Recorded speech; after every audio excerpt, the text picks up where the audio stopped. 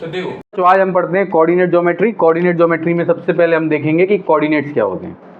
अच्छा, जो कि आप क्लास 9 में ऑलरेडी पढ़ चुके हो, इसको अपन शुरुआत से बिल्कुल बेसिक से स्टार्ट करते हैं। कोऑर्डिनेट्स जब हम लिखते हैं तो उसमें दो वैल्यूज होती हैं, एक्स की और वाई की। एक्स की वैल्यू क्या होती है और वाई की वैल्यू क्या होती है और वो हमको क्या बताती है कोऑर्डिनेट्स में। तो देखो, एक्स की वैल्यू को कहा जाता है एब्सिसा। एब्सिसा क्या होता है? डिस्टेंस बताती है हमको कहाँ से? वाई एक्सिस से। जैसे कि यहाँ पर अगर अपन का एक पॉइंट है ए कॉमा बी, तो इसमें एक्स की वैल्यू क्या हुई? ए, और वाई की वैल्यू क्या हुई? बी। तो एक्स की वैल्यू आपको क्या बताएगी? वाई एक्सिस से दूरी, ये डिस्टेंस। और उसके बाद हम चलते हैं, इसमें सेकंड वैल्यू होती है वाई की, जो कि वाई इक्वल टू बी दिया है, जो हमको क्या बताएगा? Distance from the X axis, जिसको क्या बोला जाता है? ऑर्डिनेट। जब हम इन दोनों को कंबाइन करते हैं तो किसी भी पॉइंट की या किसी भी ऑब्जेक्ट की लोकेशन हम 2D प्लेन पे प्लॉट कर सकते हैं। ठीक है, जो आपने क्लास 9 में भी किया है। तो इसमें एब्सिसा क्या हुआ? एक्स की वैल्यू, जिसको बोला जाता है distance from the X axis. एक होता है ऑर्डिनेट, जिसको क्या बोला जाता है? Distance from the X axis. यहाँ तक समझ में आया? अब इसके आगे अपन चलते हैं। यहाँ पर अगर कोई पॉइंट एक्स एक्सिस के ऊपर लाई करता है तो उसके कोऑर्डिनेट्स क्या होंगे? जैसे यहाँ पर कोई एक पॉइंट है जो कि एक्स एक्सिस के ऊपर लाई कर रहा है, तो इसके कोऑर्डिनेट्स क्या होंगे? तो उसको निकालने के लिए अगर आप यहाँ देखोगे तो वाई की वैल्यू क्या होगी? इधर 0, और एक्स की वैल्यू क्या होगी?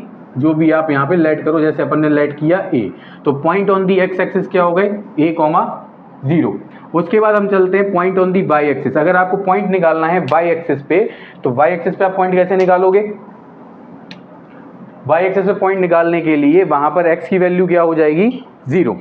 जो भी पॉइंट अगर इस वाई एक्सिस के ऊपर लाई करेगा तो उस पर एक्स की वैल्यू क्या रहेगी? 0। अब इसलिए इसके कोऑर्डिनेट्स क्या हो जाएंगे? 0, बी।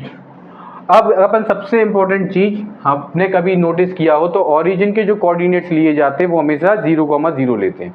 तो ऐसा क्यों होता है कि ओरिजिन के कोऑर्डिनेट्स हमेशा 0, 0 ही आएंगे? ओरिजिन किस पॉइंट को कहा जाता है? ओरिजिन वो पॉइंट होता है जहां पर X axis and Y axis दोनों क्या करती हैं? इंटरसेक्ट करती हैं। उस पॉइंट को अपन क्या कहते हैं? ओरिजिन। तो जब कोई पॉइंट एक्स एक्सिस और वाई एक्सिस दोनों के ऊपर यदि लाई करता है तो इसका मतलब क्या हुआ? उसकी एक्स एक्सिस से दूरी भी क्या होगी? 0, और वाई एक्सिस से भी दूरी क्या होगी? 0। इसका मतलब उसके कोऑर्डिनेट्स क्या होंगे? 0, 0। और इसको अपन रिप्रेजेंट कैसे करते हैं? कैपिटल ओ से। तो देखो बच्चों, आज हम देखते हैं कोऑर्डिनेट ज्योमेट्री का डेली लाइफ में कैसे अपन यूज कर सकते हैं। उसके लिए हमने देखो यहाँ पर एक छोटी सी स्टोरी बनाते हैं। हमने 5 कार्टून कैरेक्टर लिए। कौन कौन? Tuntun, Hippo, Doraemon, Chintu, Kallu. टुनटुन को अपन रिप्रेजेंट करेंगे टी से, हिप्पो को रिप्रेजेंट करेंगे एच से, डोरेमोन को डी से, चिंटू को सी से और कल्लू को, कालिया को के से। तो इनको हमने यहाँ पर अपने लोकेशन पे बैठे हैं, उसके लिए हमने यहाँ पर एक कोऑर्डिनेट प्लेन ड्रॉ किया। ये है हमारी एक्स एक्सिस और ये है हमारी वाई एक्सिस। ये इसकी वैल्यूज दी है 1 2 3 4 5 6 7 8 9 10। तो सबसे पहले हम इसमें निकालेंगे टुनटुन मौसी की लोकेशन। तो टुनटुन मौसी कहाँ पर है हमारी? यहाँ पे, ये लिखा है टी। तो देखिए एक्स में ये कौन सी पोजीशन पे? एक्स से दूरी। एक्स से दूरी कितनी है इसकी? एक्स एक्सिस से दूरी कितनी है? जल्दी बताओ। 6। एक्स एक्सिस से दूरी 6 नहीं है भैया, एक्स एक्सिस से दूरी है इसकी 4। तो इसकी ऑर्डिनेट कितना हो गया? 4। यानी y की वैल्यू कितनी हो गई? 4। अब y एक्सिस से दूरी कितनी है इसकी? जल्दी बोलो। 6। y एक्सिस से दूरी को क्या बोलते हैं अपन? एब्सिसा। x की वैल्यू कितनी हो गई? 6। तो कोऑर्डिनेट क्या हो गया टुनटुन मौसी का? 6, 4। तो इस तरीके से अपन ने टुनटुन मौसी का कोऑर्डिनेट निकाला। कहाँ पर है? 6, 4। सेम इसी तरीके से अपन निकालेंगे हिप्पो का। तो हिप्पो के लिए x की वैल्यू कितनी है भैया? 6, और y की वैल्यू कितनी है? 1। तो ये कितना हो गया हिप्पो का? 6, 1। उसके बाद डोरेमोन का कितना हो गया?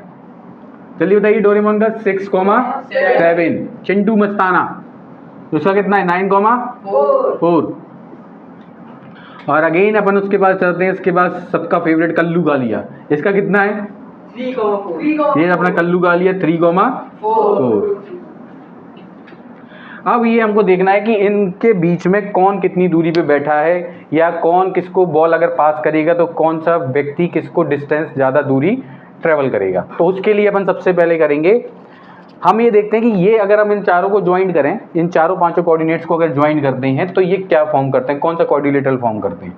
तो उसके लिए हमने किया इसको ज्वाइंट इधर इस तरीके से।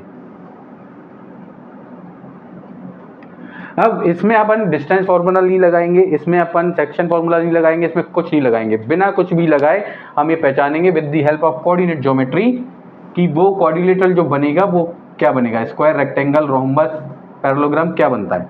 तो सबसे पहले अगर अपन देखें यहाँ पे ध्यान से, तो ये जो H यानी कि हिप्पो और डोरेमोन, दो पर्सन हिप्पो और डोरेमोन के बीच की डिस्टेंस तो ये देखो सर, हिप्पो और डोरेमोन ये दो कार्टून कैरेक्टर अपने बहुत ही फेमस, मोटा मोटा।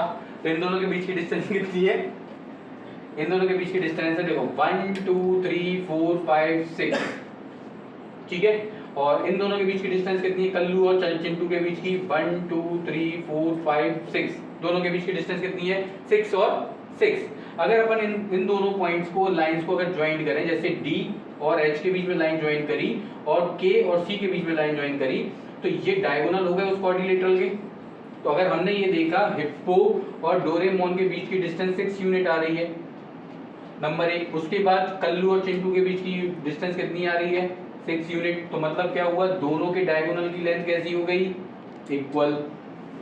और जब दोनों डायगोनल की लेंथ इक्वल होती है तो वो या तो रेक्टेंगल होता है या फिर वो स्क्वायर होता है। अब हमको ये बताना है कि ये रेक्टेंगल है कि स्क्वायर है। तो उसको बताने के लिए हम क्या करेंगे, उसको बताने के लिए हम ये देखेंगे कि क्या ये बाइसेक्ट कर रहे हैं 90 डिग्री पे परफेक्टली कि नहीं कर रहे। तो हमने ये देखा कि ये दोनों जो डायगोनल मिल रहे हैं ये टी पे मिल रहे हैं, जहां पर अपनी टुनटुन मौसी बैठी हुई है।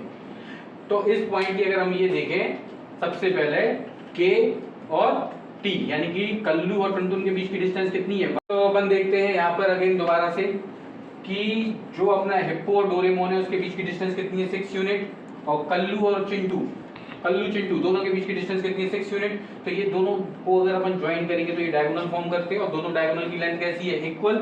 अगर दोनों डायगोनल की लेंथ इक्वल होती तो वो क्या होता है, या तो स्क्वायर होगा या फिर वो क्या होगा, रेक्टेंगल।